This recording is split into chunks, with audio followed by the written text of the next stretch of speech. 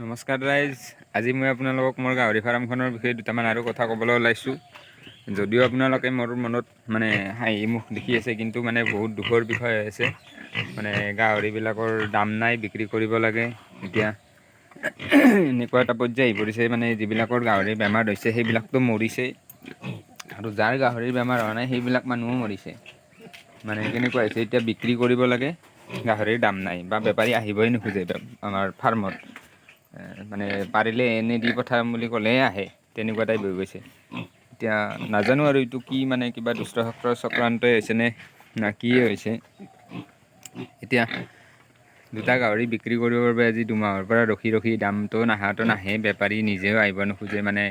সিহঁতৰ কেনেকুৱা হৈছে, সিহঁতক বেমাৰী গাহৰিহে লাগে, ভাল গাহৰি নালাগে সিহঁতক। ভাল গাহৰিবিলাক যিহেতু উচিত দামত কিনিব লগা হয়, সিহঁতে নিকিনে। কিন্তু যিবিলাক বেমাৰী গাহৰি, যদি বেমাৰ হোৱা বুলি কৈ ফোন কৰে, সিহঁতে লগে লগে দৌৰি থাকে, অকণমান পইচা দি পেলাই লৈ গুচি যায়। কিন্তু বজাৰত যদি চাব যায়, বজাৰত আপোনালোকৰ দামটো কিন্তু কমা নাই গাহৰিৰ। বজাৰত গাহৰিৰ দাম কমা নাই, বজাৰত সিমানেই হৈছে দাম, লিগেল দামটোৱে হৈছে। এতিয়া নাজানো আৰু এইটো কি ঘটনা হৈ আছে।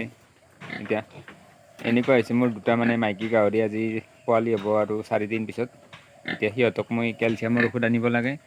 কেলছিয়ামৰ ঔষধ অনাৰ বাবে মই এতিয়া ভেটেনাৰীত যাব ভয় লগা হৈ গৈছে। এনেকুৱা এটা পৰ্যায় আহি গৈছে, কিজানি ভেটেনাৰীত গ'লে সেই মেডিচিনৰ লগতে ভাইৰাছটো আহি যায়, এনেকুৱা এটা পৰ্যায় আহি গৈছে।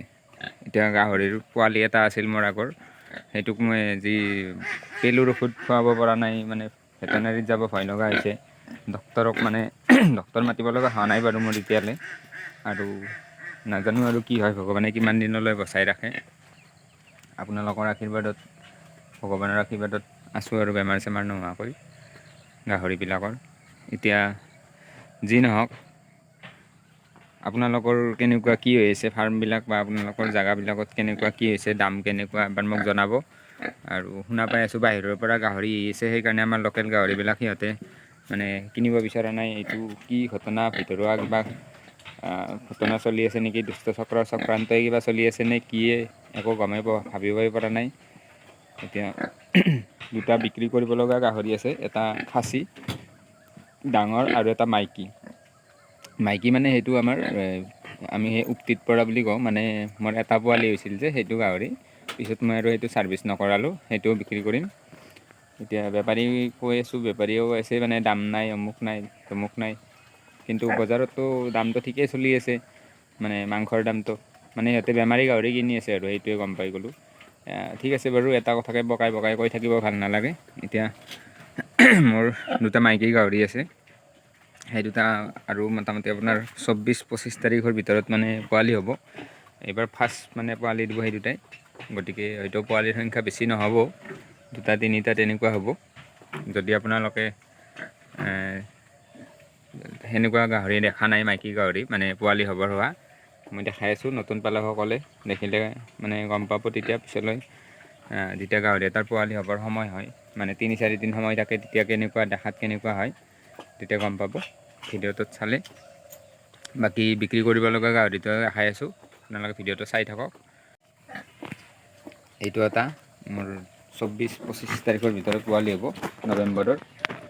এইটো গাখীৰটো অকণমান নামিছে।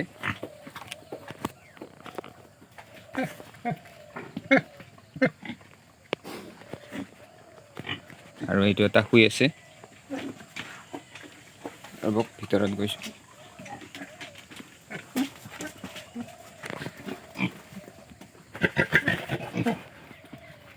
এই গাখীৰটো অকণমান নামি আহিছে।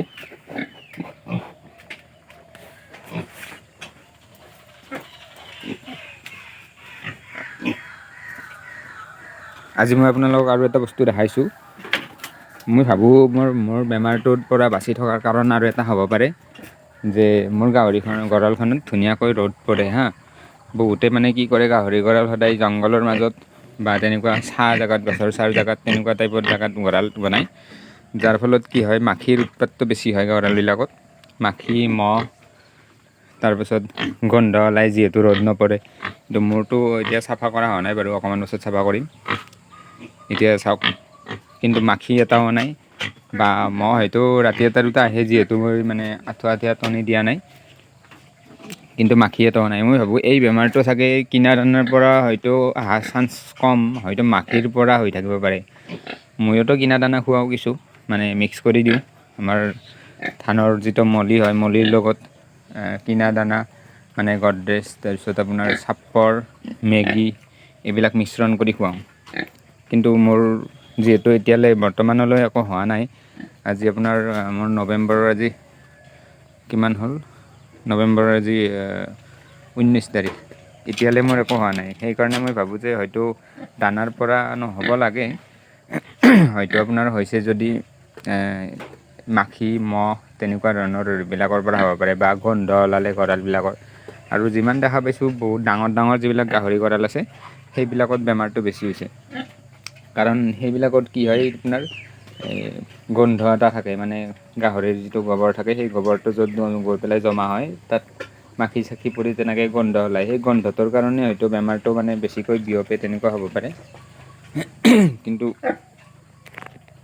মোৰ কোনো গোন্ধ নোলায়, কাৰণ মোৰ সেইফালে দ ঠাই, সেইফালে দ ঠাই যদিও পানী নাথাকে তাত জমা হৈ থাকে গোবৰটো, পানী থাকিলেও গোন্ধ ওলাব পাৰে।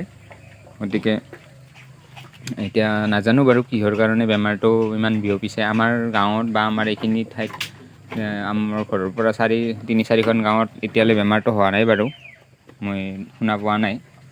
আৰু হ'লে কিন্তু যিখন গঁৰালত, যিখন ফাৰ্মত হয় সেইখন ফাৰ্মখন গোটেই ধ্বংস হৈ যায়। বাকী ওচৰত কিন্তু হ'লেও তেনেকুৱাকৈ মই শুনা পোৱা নাই এতিয়ালৈ। কিন্তু নাজানো আৰু, চৰকাৰে কিবা নিৰ্দেশ দিয়া বুলি শুনিছোঁ, য'ত মানে আপোনাৰ হেৰি হয় মানে পজিটিভ ওলায় তাৰ ওচৰৰ 3-4খন গঁৰাল, মানে 3-4খন মানে তাৰ ওচৰৰ 1 কিলোমিটাৰ ভিতৰত গোটেই গাহৰিবিলাক মাৰি পেলাই বুলি শুনিছোঁ। কিন্তু সঁচা নে মিছা সেইটো নাজানো বাৰু, এতিয়ালৈ গম পোৱা নাই। আপোনালোকৰ ফালে কেনেকুৱা কি হৈছে মোক জনাব পাৰিলে। এতিয়া গাহৰিৰ সংখ্যাটো অসমত বহুত কমিয়ে গ'ল। এতিয়া নৱেম্বৰ, ডিচেম্বৰৰ মাহ, এতিয়া এইটো সময়ত অসমৰ পৰা বহুত গাহৰি ছাপ্লাই হয়, মেঘালয়, নাগালেণ্ড। কিন্তু ছাপ্লাই এতিয়ালৈ খোলা দিয়া নাই বুলি কৈ আছে। এতিয়া সেইবিলাক মানুহে এতিয়া গাহৰি খাব বাদ দিছে নে কি, একো গমেই পোৱা নাই। না সেইবিলাক মানুহে ক'ৰবাত বাহিৰৰ পৰা গাহৰি আনি পেলাই খাই আছে, মানে কোনোবা অসাধু ব্যক্তিয়ে ছাপ্লাই দি আছে নেকি তেখেতসকলক। আমাৰ অসমৰ গাহৰিৰ পৰা গাহৰি নিকিনি বেলেগৰ পৰা গাহৰি কিনি পেলাই। এতিয়া বেমাৰ নোহোৱা গাহৰিবিলাকতো কিনিব পাৰে। চেক কৰক, চেক কৰাৰ ব্যৱস্থা কৰি দিয়ক চৰকাৰে, পজিটিভ হয় নে নহয়। যদি পজিটিভ নহয় কিনাৰ ব্যৱস্থা কৰক, যদি পজিটিভ হয় তেতিয়াহ'লে আপোনালোকে নিজে যি ব্যৱস্থা কৰে কৰক, তেনেকুৱা ছিষ্টেমো কৰিব পাৰে।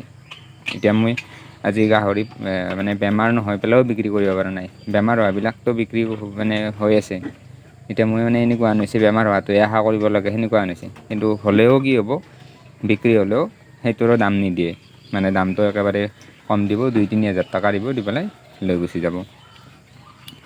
তেনেকৈ হ'লে কেনেকৈ মৰিম, কেনেকৈ আমি মানে চলিম।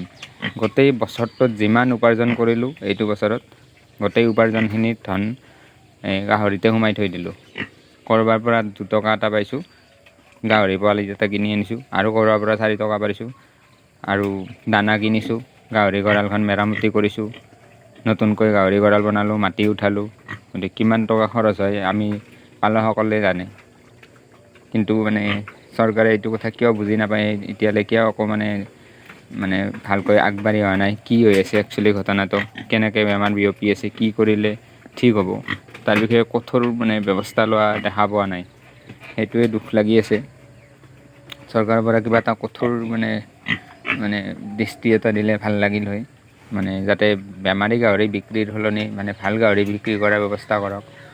যিসকলৰ মানে পজিটিভ ওলায় সিহঁতৰ গাহৰিবিলাক কালিং কৰি দিয়ক, মই সেইটো ক'ব লগা নাই। কিন্তু সিহঁতক ক্ষতিপূৰণৰ এটা ব্যৱস্থা কৰক। এইখিনি কৰিলে আমি বহুত সুখী হওঁ।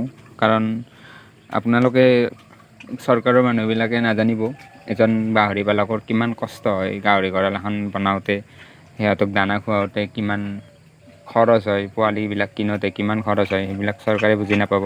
সেইবিলাক যোনে পালন কৰে সিহঁতেই বুজি পাব। সিহঁতৰ পৰা আপোনালোকে পাৰিলে যাওক, সিহঁতৰ ঘৰত গৈ পেলাই আলোচনা কৰক, একচুৱেলি কি হয়, কেনেকুৱা, কিমান কি খৰচ, তেতিয়া আপোনালোকে বুজিব সিহঁতৰ দুখবিলাক, আমাৰ দুখবিলাক। গতিকে পাৰিলে সোনকালে কিবা এটা ব্যৱস্থা কৰক, যাতে আমি বহুত লোকচানৰ সন্মুখীন হ'ব নালাগে। কমচে কম মূলধনটো আহিলেও আমি বহুত সুখী হওঁ। এতিয়াতো এনেকুৱা পৰ্যায় হৈ গৈছে, মূলধনটো দূৰৰে কথা, মাটি সম্পত্তিয়ে বিক্ৰী যাব তেনেকুৱা পৰ্যায় হৈ গৈছে। কাৰণ বহুত মানুহে দানা কিনি আনে বাকীত মানে দোকানৰ পৰা, যেতিয়া গাহৰি বিক্ৰী কৰে সেই বিক্ৰী কৰি পেলাই তাৰ পৰা পইচা দিয়ে। গাহৰি বিক্ৰী কৰা পইচাৰ টকাৰ পৰা দানাৰ দোকানত দানা দিয়ে, বা কিছুমানে ধাৰলৈ লৈ আনে। ধাৰ দিব নোৱাৰিলে এতিয়া কিছুমানে লোন লয়, সেইবিলাক যদি পৰিশোধ কৰিব নোৱাৰে মাটি বিক্ৰী কৰিব লাগিব, কিবা কৰিব লাগিব। গতিকে আমি দুখীয়া মানুহবিলাকক আপোনালোকে পাৰিলে অলপমান চকু মেলি চাওক। ধনী মানুহবিলাক বাৰু নমৰে, সিহঁতে গাহৰি নোপোহে, কিন্তু মৰণ কাৰ আমাৰ নিচিনা দুখীয়া মানুহবিলাকৰ, মধ্যবিত্ত মানুহবিলাকৰ। গতিকে সোনকালে কিবা এটা ব্যৱস্থা ল'লে চৰকাৰে আমি ভাল পাওঁ। এইটো মাইকী গাহৰিটো, মানে যিটো উক্তিত পৰা বুলি কৈছিলোঁ সেইটো, আৰু এইটো মোৰ মতা গাহৰিটো, মানে খাচী গাহৰিটো। এই দুটা বিক্ৰী কৰিম বুলি আজি 2 মাহৰ পৰা ৰখি আছোঁ। বেপাৰীও নাই, দামো নাই, চাৰিওফালে মানে বিপদ। এতিয়া এই দুটা বিক্ৰী কৰিলে মাইকী গাহৰি দুটা, যি দুটা হিটত আহিছে সেই দুটা ইয়াত আনিম বুলি ভাবি আছোঁ। গঁৰাল দুখন খালী কৰি ওচৰ হয় ঘৰৰ পৰা অকণমান, যিহেতু পোৱালি হ'লে আমি ৰাতিও চাব লগা হয় ভালকৈ। কিন্তু এতিয়া এনেকুৱা পৰ্যায় হৈ গৈছে, এই দুটাটো বিক্ৰী কৰিব নোৱাৰিলে সিহঁতক ওচৰত ক'ত আনিব পাৰিম, আৰু সিহঁতৰ কাৰণে আৰু এক্সট্ৰাকৈ ঘৰৰ ওচৰত গঁৰাল বনাব লাগিব 2খন, যাতে জন্ম পোৱাৰ সেই 2-3 দিন যাতে ওচৰত হয়, ঘৰৰ ওচৰত হয়। ঠিক আছে, কোনোবাই যদি মানে তেনেকুৱা বেপাৰী চিনাকি আছে মোক দাম বেছি দিব নালাগে, লিগেল দামটো দিলেই হ'ল, উচিত দামটো। ধন্যবাদ।